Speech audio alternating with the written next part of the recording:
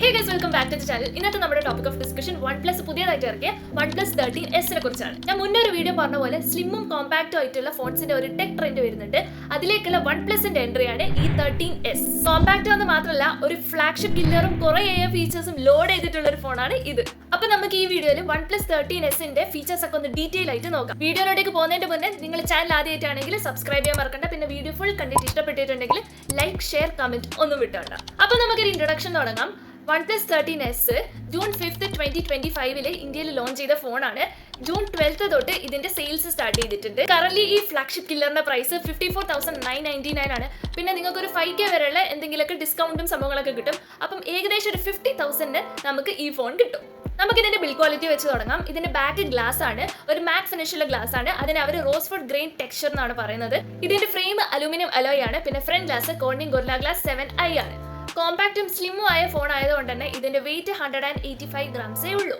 ഇനി ഇതിന്റെ IP റേറ്റിംഗിനെ കുറിച്ച് പറയുകയാണെങ്കിൽ ഇതിൽ IP65 റേറ്റിംഗേ ഉള്ളൂ. ഇതേ പ്രൈസ് റേഞ്ചിലുള്ള ഫോൺസിലും ഇതിനേക്കാൾ വില കുറഞ്ഞ ഫോൺസിലും IP69 റേറ്റിംഗ് വരെ ഉണ്ട്. അപ്പം ഇത് അതിന്റെ ഒരു ഡ്രോബാക്ക് ആണ്.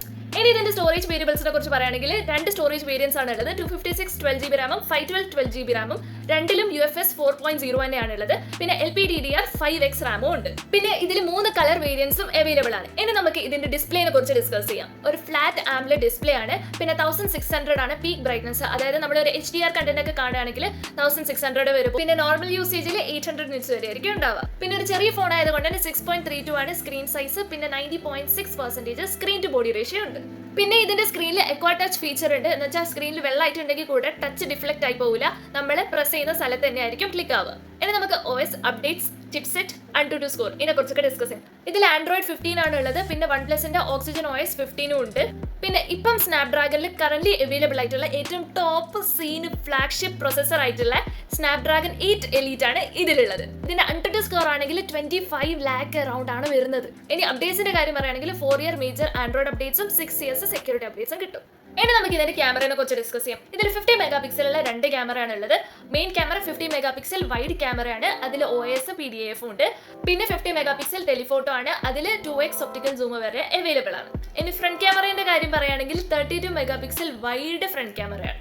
ഇനി നമുക്ക് ഇതിന്റെ ക്യാമറ ഫീച്ചേഴ്സിനെ കുറിച്ച് പറയാം. റിയർ ക്യാമറയിൽ 4K 30 FPS വരെയും പിന്നെ 1080p 240 FPS വരെയും എടുക്കാൻ പറ്റും. പിന്നെ ഇതിൽ OIS-ഉം ഡോൾബി വിഷൻ HDR-ഉം സംഭവങ്ങളൊക്കെ ഉണ്ട്. പിന്നെ ഫ്രണ്ട് ക്യാമറയിൽ 4K 30 FPS-ഉം 1080p 30 FPS വരെ എടുക്കാൻ പറ്റും.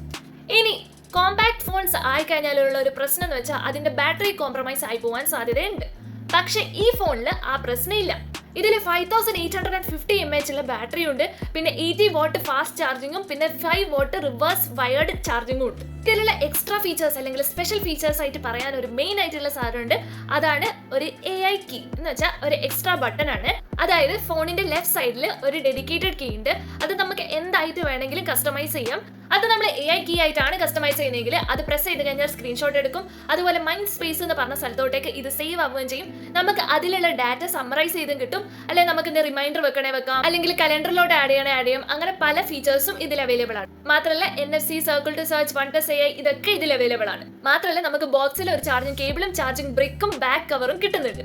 അപ്പൊ ഇതൊക്കെയാണ് ഇതിന്റെ ഫീച്ചേഴ്സ്. ഒരു ഫുള്ളി ലോഡഡ് ആയിട്ടുള്ള ഫോൺ തന്നെയാണ്. പിന്നെ എനിക്ക് തോന്നിയ 2 ഡ്രോബാക്സ് ഇതിൽ ഏതൊക്കെയാന്ന് വെച്ചാൽ, ഒന്ന് IP65 റേറ്റിംഗേ ഉള്ളൂ. ഒരു IP69 വരെയൊക്കെ ആവായിരുന്നു. പിന്നെ ഡുവൽ ക്യാമറയാണ്. ഒരു ടെലിഫോട്ടോയും പിന്നെ ഒരു വൈഡേ ഉള്ളൂ, അൾട്രാ വൈഡ് ഇല്ല. അതും കൂടെ ആയിരുന്നെങ്കിൽ പൊളിച്ചേനെ.